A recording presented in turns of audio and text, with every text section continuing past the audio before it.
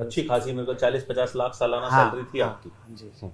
तो इतनी सैलरी अक्सर बहुत से लोगों का, जिस बैकग्राउंड से आप आए, मतलब जगह जगह रहे, जिस बैकग्राउंड से आप आए, उतनी सैलरी बहुत से लोगों का सपना होता है।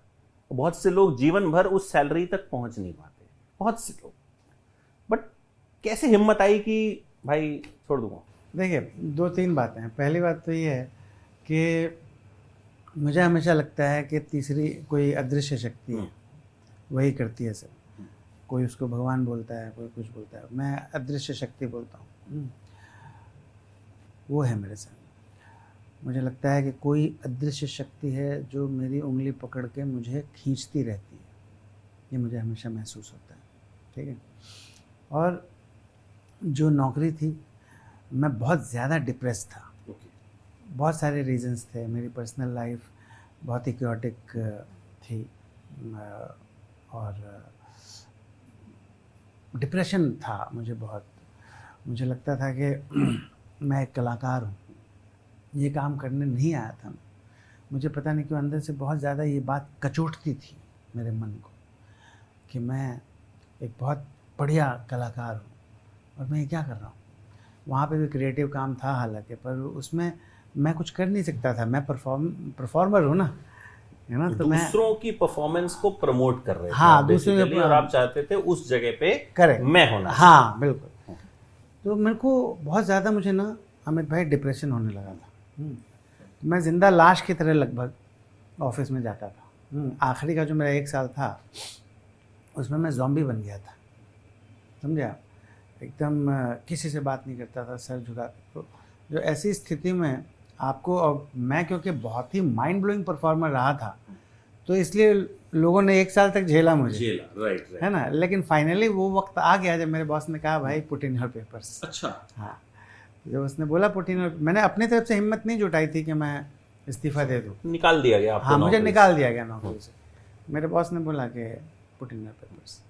तो मैंने 3 महीने का जो मेरा नोटिस पीरियड था वो मैंने सर्व तब भी 3 ही महीने का हुआ करता था? हाँ, तब भी आज भी 3 ही महीने का नौकरी नहीं देता कोई दूसरा आदमी। 3 महीने में तो इंडस्ट्री बदल जाती है।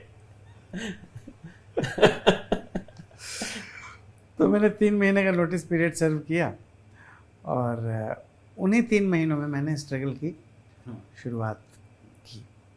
और वही हुआ कि यानी स्थिति ये थी कि मेरे पास बहुत बड़ा बंगला था और मुझे उस बंगले को किसी भी तरह से अपने हाथ से जाने नहीं देना था, क्योंकि मुंबई में छोटा एक 1 रूम किचन भी हो जाता है तो लोग इतना ज़्यादा शो ऑफ करने लगते हैं। मेरा तो इतना बड़ा बंगला था जो कि आज भी है मीरा रोड पे ना? मीरा रोड, हाँ।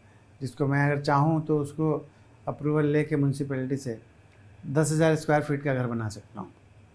तो वैसा घर था। मैंने कहा किसी तरह से ये बचा लो यार, ये मत जाने दो। तो जो भी पैसे मुझे मिले थे सब मैंने उसको लोन फ्री करने में लगा दिया, घर को।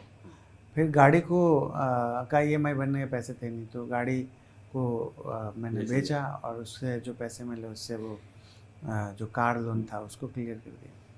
उसके बाद एक 1 बेडरूम हॉल किचन मेरे पास था, उस 1 BHK को मैंने बेचा, उससे कुछ पैसे आए, उसको मैंने फिक्स डिपॉजिट किया। उस फिक्स डिपॉजिट से इतने ही पैसे आते थे कि मेरे ऊपर जो लोग निर्भर हैं वो लोग 2 वक्त की रोटी खा सकें। इसके अलावा और कुछ नहीं हो सकता था। यानी अगर आप चाहें कि पिक्चर देखने चले जाएं या कहीं आउटिंग पे चले जाएं, वो सब नहीं कर सकते। ये अलग बात है कि पिछले लगभग 8 सालों तक, जब तक मैं उस मल्टीनेशनल कंपनी में था, तो उन 8 सालों में मैंने बहुत इन्जॉय करवाया था अपनी फैमिली को, है ना। क्योंकि मैं ऐसा बंदा हूँ कि पैसे सेव करना आता नहीं मुझे, मेरे पास जो है वो खर्च हो जाएगा। आज भी मेरे पास गाड़ी है, 80 लाख की गाड़ी है मेरे पास।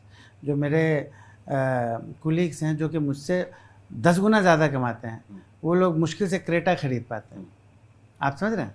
तो मैं वैसा बंदा हूँ कि फाइनेंशियल मैनेजमेंट बहुत घटिया है मेरा, समझे आप। I hate myself when it comes to financial management. मेरे साथ ये थोड़ा सा सैड होता है कुछ हाँ। मतलब कुछ लोग बहुत इसमें बहुत तेज होते हैं, हाँ। बहुत चीज। लेकिन मैं कहूँगा कि आपने जो एक मूव लिया, अपने घर को बचाया और उस घर के पैसे को 1 BHK वाले को आपने फिक्स डिपॉजिट में डाला, मेरे ख्याल से यार ये तो कोई बढ़िया फाइनेंशियल प्लानिंग वाला आदमी ही कर सकता है।